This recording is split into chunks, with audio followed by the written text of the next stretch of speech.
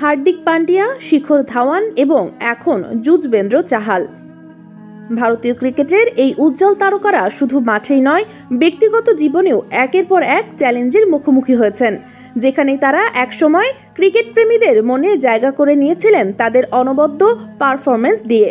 আজ সেই তারকারা লড়াই করছেন নিজেদের জীবনের এক গভীর অন্ধকার অধ্যায়ের সঙ্গে।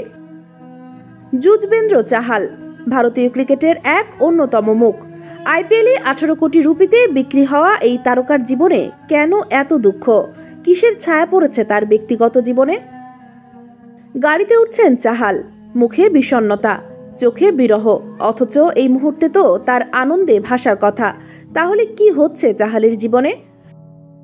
2020 সালের ডিসেম্বরে ধনশ্রীর সঙ্গে চাহালের বিয়ে, স্বপ্নের মতো সম্পর্ক, কিন্তু সেই সম্পর্কে কি এবার ধরেছে ফাটল? সোশ্যাল মিডিয়ার পোস্ট ডিলিট, একে অপরকে আনফলো, এগুলো কি শুধুই কাকতালীয়, নাকি সত্যিই ইঙ্গিত দিচ্ছে বিচ্ছেদের পথে হাঁটছেন চাহাল?